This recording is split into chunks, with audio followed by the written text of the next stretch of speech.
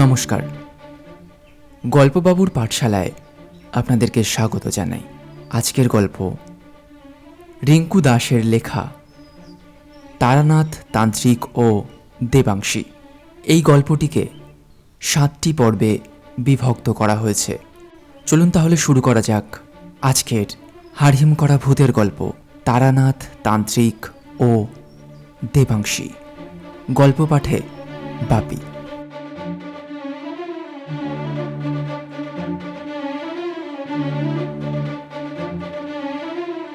মধুপুর বর্ধমান থেকে হাওড়া কর্ডলাইনে চেপে মাসগ্রাম স্টেশনে নেমে আধ মাইলের হাঁটা পথ।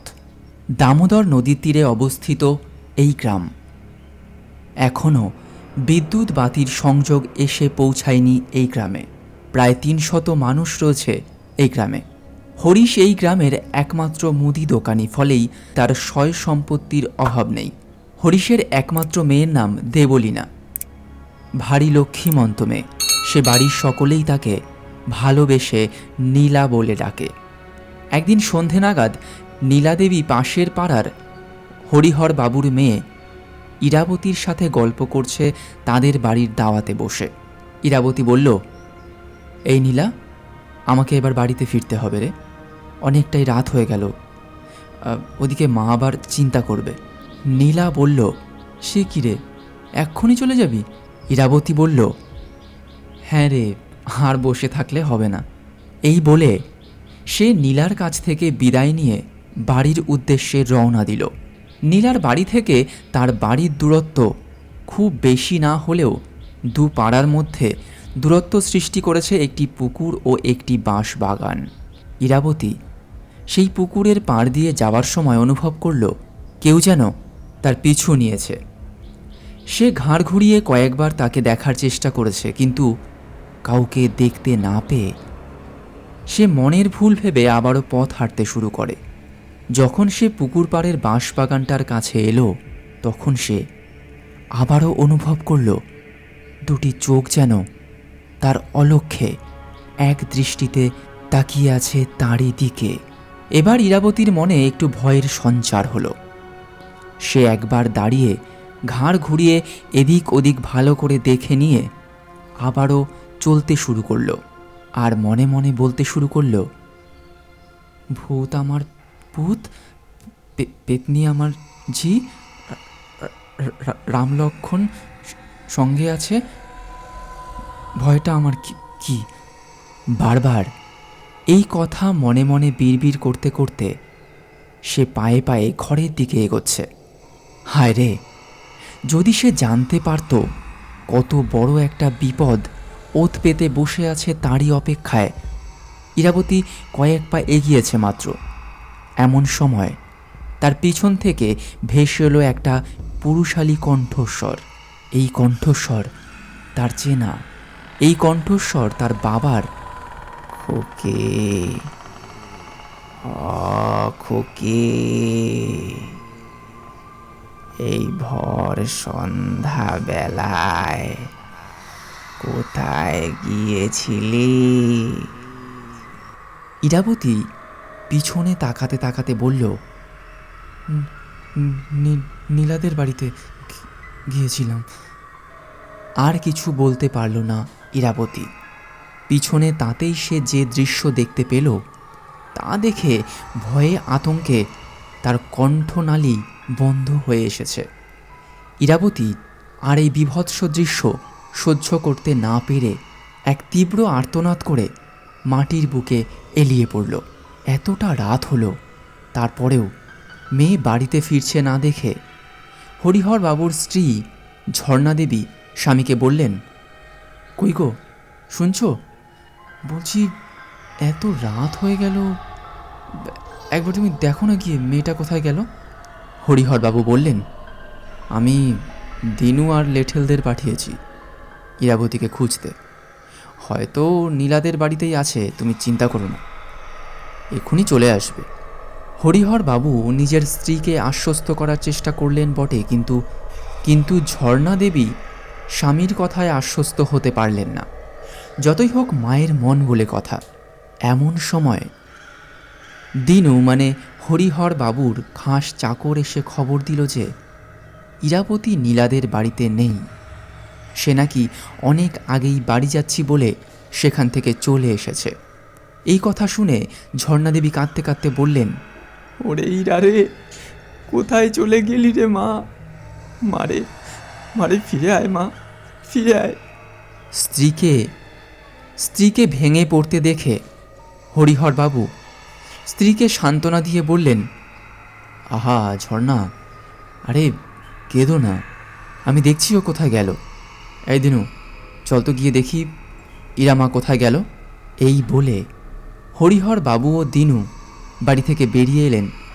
বাড়ি থেকে বেরিয়ে এসে দিনু হরিহর বাবুকে উদ্দেশ্য করে বললেন, বাবু বলছি একটা কথা বলবো। হরিহর বাবু বললেন, কি কথা বল।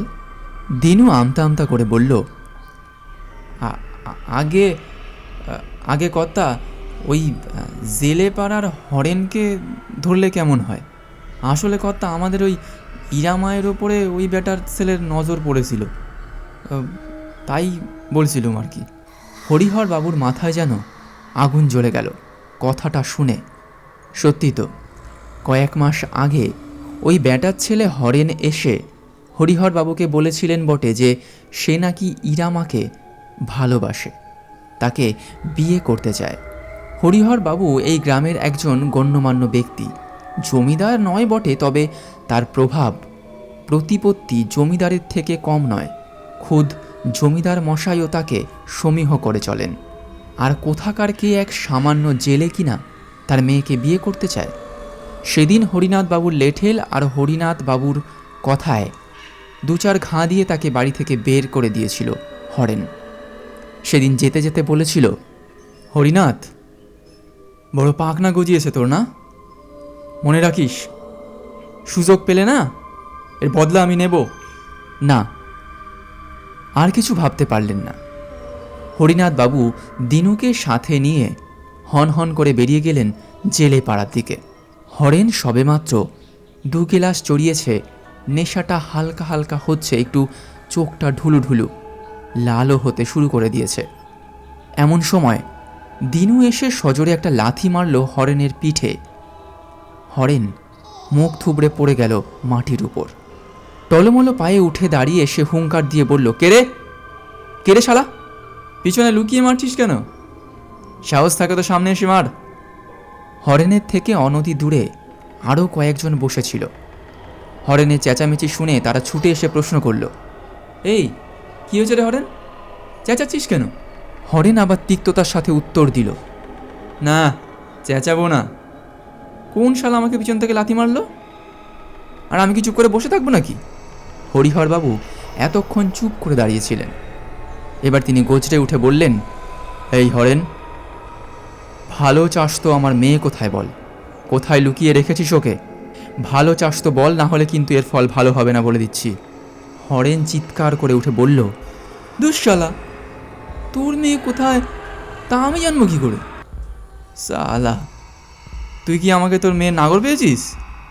দেখ, কারোর সাথে পালিয়ে টালিয়ে গেছে হয়তো। হরেনের মুখে এ কথা শুনে হরিহরবাবু রেগে ক্ষোভে ফেটে পড়লেন। ইতিমধ্যেই কয়েকজন লাঠিয়াল তার পিছনে এসে দাঁড়িয়েছেন। হরিহরবাবু তাদের উদ্দেশ্যে বললেন, এই তোরা দাঁড়িয়ে দাঁড়িয়ে কি দেখছিসটা কি? হ্যাঁ, ওই বেটার ছেলেকে মেরে ওর লাশটাকে নদীতে ছুঁড়ে ফেলে দে। এ কথা শুনে লাঠিয়ালরা ঝাঁপিয়ে পড়েন হরেনের উপর। লাঠির আঘাতে হরেনের মাথা ফেটে রক্ত গড়িয়ে পড়তে থাকে মাটিতে। ইতিমধ্যেই জেলে পাড়ার প্রায় সকলেই এসে হাজির হয়েছে সেখানে। হরিহর বাবুর ভয়ে কেউ কোনো কথা বলতে পারল না। সকলেই পাথরের মতো দাঁড়িয়ে দাঁড়িয়ে দেখতে থাকল। সেদৃশ্যে ভিড় ঠেলে হরেনের বয়স্কা মা ছুটে এসে হরেনকে জড়িয়ে ধরল, কিন্তু লাঠিয়ালরা তাদের লাঠি থামালো না। হঠাৎ লাঠির আঘাত পড়ল হরেনের বয়স্কা মায়ের মাথার উপর। মাথা ফেটে ঘিলু বেরিয়ে এলো তার। সেখানেই মৃত্যুবরণ করলেন সেই বৃদ্ধা। হঠাৎ ভিড় ঠেলে এগিয়ে এলো হরিহর বাবুর লাঠিয়াল বাহিনীর সর্দার দিলীপ। সে এসে জানালো, বাবু, ইরামাকে পাওয়া গিয়েছে, ওই বাঁশবাগানের পাশে কিছু একটা দেখে অচেতন হয়ে পড়েছিল, তারা তাকে তুলে এনেছে বাড়িতে। হরিহরবাবু লাঠিয়ালদের লাঠি থামাতে বললেন, তারপর গটমট করে বাড়ির দিকে রওনা দিলেন। অপরদিকে হরেন আর হরেনের মা ছাড়া তাদের কেউ নেই। গ্রামের লোকেরা ভাবল লাঠির আঘাতে মা ছেলের দুটোই মারা গিয়েছে, তাই তারা আর ফালতু ঝামেলা পোহাতে চাইল না। তাই দুজনের নিথর শরীর তুলে নিয়ে নদীতে ফেলে দিল। কিন্তু তারা এটা লক্ষ্য করেনি যে হরেন তখনও মরেনি, বুকটা মৃদু মৃদু ওঠানামা করছে। হরিহরবাবু বাড়ি ফিরে দেখলেন তাদের আদরের মেয়ে শুয়ে আছে বাড়ির বারান্দায়। তিনি ছুটে তার কাছে গেলেন। তারপর দিনুর দিকে তাকিয়ে বললেন, ওরে দিনু, দিনু তাড়াতাড়ি তাড়াতাড়ি গিয়ে কবিরাজ মশাইকে খবর দে, তাড়াতাড়ি যা দিনু, তাড়াতাড়ি যা। দিনু মনিবের আদেশ শুনে কাল বিলম্ব না করে ছুটে গেল কবিরাজ মশাইয়ের বাড়িতে। রাত ফুরিয়ে আকাশ হালকা হালকা ফর্সা হতে শুরু করেছে। কবিরাজ মশাই ইরাবতীকে দেখে চলে গিয়েছেন। উনি জানিয়েছেন তীব্র ভয়ের কারণেই এমনটা হয়েছে। কয়েকটা ওষুধও দিয়ে গিয়েছেন উনি। ঝর্ণাদেবী মেয়ের মাথার কাছে বসে মাথায় হাত বুলিয়ে দিচ্ছেন। হরিহরবাবু বাইরের বারান্দায় পায়চারি করে চলেছেন অনবরত। হঠাৎ ঝর্ণাদেবী বললেন, কই গো, শুনছ? ইরার জ্ঞান ফিরেছে। হরিহরবাবু তাড়াতাড়ি করে ছুটে গেলেন। ঘরের ভিতর বিছানায় বসে মেয়ের মাথায় হাত বুলিয়ে দিতে দিতে বললেন, কি হয়েছে মা? কি হয়েছিল মা তোর? তুই বাঁশবাগানে ওভাবে জ্ঞান হারালি কিভাবে? ইরাবতী কাঁদো কাঁদো গলায় বলল, বাবা বাবা আমি আমি নীলাদের বাড়ি থেকে আসার সময় ওই বাঁশবাগানের কাঁচ দিয়ে আসছিলাম, তখন ঠিক তোমার মতো গলায় কে যেন আমাকে আমাকে ডাকলো পিছন ঘুরে। তাকালাম, কিন্তু কিন্তু তারপর যা হলো তার আমার মনে পড়ছে না। হরিহরবাবু বললেন, ঠিক আছে মা, এবার এবার তুই একটু ঘুমিয়ে পড়। পরের দিন সকাল হতেই গ্রামে হইচই পড়ে গেল। হরিহরবাবু লোক লস্কর লাগিয়ে ওই বাঁশ বাগান কেটে ফেলেছেন। সাথে কোথা থেকে যেন এক তান্ত্রিককে ধরে এনে হোমযজ্ঞ করানো হবে। অপরদিকে হরেন এখন অঘরী সাধুর কাছ থেকে তন্ত্র সাধনা শিখে এক ভয়ানক কাপালিক হয়ে উঠেছে। অন্ধকার জগতের কৃতদাস। এমন কোনো অপশক্তি নেই যে তার কোনো ক্ষতি করতে পারে। সে এখন আর হরেন নয়, তার গুরু নাম দিয়েছেন শম্ভু কাপালিক। হরেন প্রায় ভুলেই গিয়েছিল সেই পুরনো স্মৃতিগুলো, কিন্তু হয়তো সৃষ্টিকর্তার মর্জি ছিল অন্য। কালচক্রের শম্ভু কাপালিক একদিন আসে তারকেশ্বরে বাবা মহাদেব দর্শন করতে। হরেন, অথবা বলা ভালো শম্ভু কাপালিক, তারকেশ্বরে বাবা দর্শন করেই চলে আসছিল। পথে তার দেখা হয় ইরাবতীর সাথে। ইরাবতী তাকে চিনতে পারেনি, কিন্তু শম্ভু কাপালিক ঠিকই চিনতে পেরেছে তাকে। তাকে দেখেই শম্ভু কাপালিকের হৃদয়ে যে প্রতিশোধের আগুনটা ছাই চাপা পড়েছিল, তাতে বাতাস লেগে যেন সেটা দাবানলে পরিণত হয়েছে। রাগে ক্ষোভে শম্ভু কাপালিকের চোয়াল শক্ত হয়ে গেল। দাঁতে দাঁত চেপে শম্ভু কাপালিক বিড়বিড় করে বলতে লাগলো, ইরাবতী, ইরাবতী, তোর কারণে আমার আমার মা মারা গিয়েছে। তোর তোর কারণে তোর কারণে আমি আমি কাপালিক। তোকে আমি ছাড়বো না। তোকে আমি কিছুতেই ছাড়বো না। তোকে শেষ করব আমি। আমার মনের জ্বালা মেটাবো। আর তোর সাথেই শেষ হবে এই মধুগ্রাম। কাউকে ছাড়বো না, কাউকে ছাড়বো না।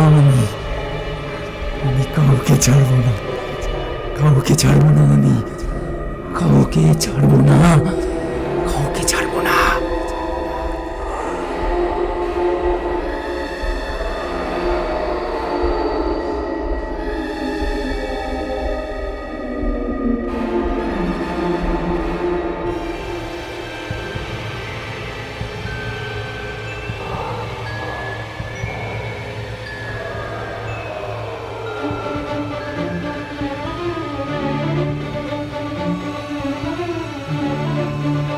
ধন্যবাদ।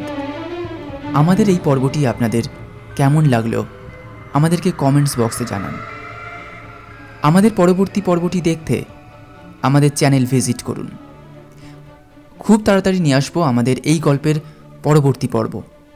ততক্ষণ পর্যন্ত গল্পবাবুর পাঠশালার সাথেই থাকুন। ধন্যবাদ।